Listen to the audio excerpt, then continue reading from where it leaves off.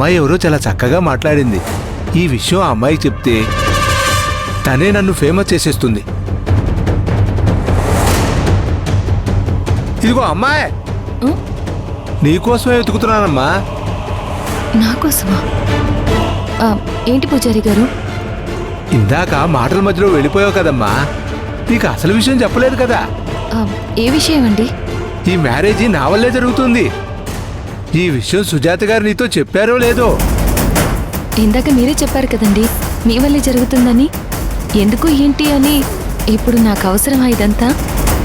సుజాత గారి కొడుకు అరవింద్కి ఏదో పెద్ద జబ్బుందన్న విషయం ఎవ్వరికీ తెలీదు, కానీ నాకు తెలుసు.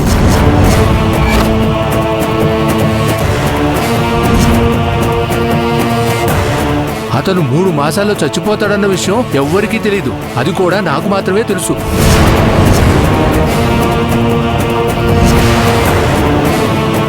అబ్బాయి జాతకాన్ని పరిశీలించి దీర్ఘసుమంగళి జాతకం ఉన్న అమ్మాయితో ఆ అబ్బాయికి వివాహం జరిపిస్తే ఖచ్చితంగా బతుకుతాడని చెప్పాను. ఎవరైతే అతనికి భార్య అవుతుందో ఆ అమ్మాయి చనిపోయిన తర్వాతే అతనికి మరణం సంభవిస్తుందని చెప్పాను. అందుకే సుజాత గారు మీ ఆడపడుచు జాతకం తీసుకొచ్చి నాకు చూపించారు. ఆ అమ్మాయి జాతకం ప్రకారం పూర్ణాయుష్కురాలు. అయితే ఆ అమ్మాయి ప్రాణాలతో ఉన్నంత వరకు ఆ అబ్బాయికి ఏమీ కాదు.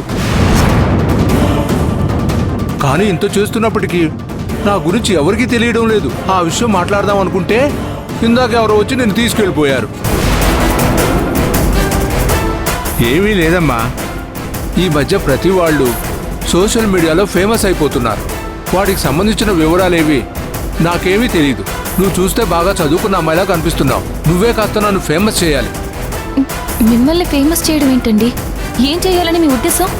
ఏమీ లేదమ్మా, నువ్వు గాని నా గొప్పతనాన్ని 10 మందికి తెలిసేలా చేశావంటే కొన్ని రోజుల్లోనే ఊరంతా నా పేరు మారుమోగిపోతుంది. దాన్ని నువ్వు సోషల్ మీడియాలో పెట్టి నువ్వు నన్ను ఫేమస్ చేయాలి. మీ పేరు మారుమోగిపోతుందా? ఎలా? ఎందుకు అవ్వదమ్మా? డాక్టర్ గారు ఏం చెప్పారు? ఆ అబ్బాయి ఖచ్చితంగా 3 మాసాల్లో చచ్చిపోతాడని చెప్పారు.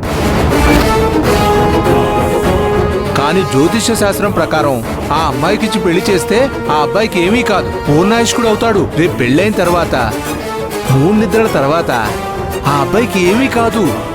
నా జ్యోతిష్యాన్ని చూసి అందరూ నోరెళ్ళబెడతారు. ఆ జ్యోతిష్యం చెప్పింది నేనే అని 10 మందికి తెలిసేలా చెప్పమ్మా. అందుకే నువ్వు నాకు ఈ సాయం చేసి పెట్టాలి. మనిషి బతుకుతాడా బతకడా అని డాక్టర్లు చెప్తారండి. జ్యోతిష్యం చెప్పడం ఏంటి?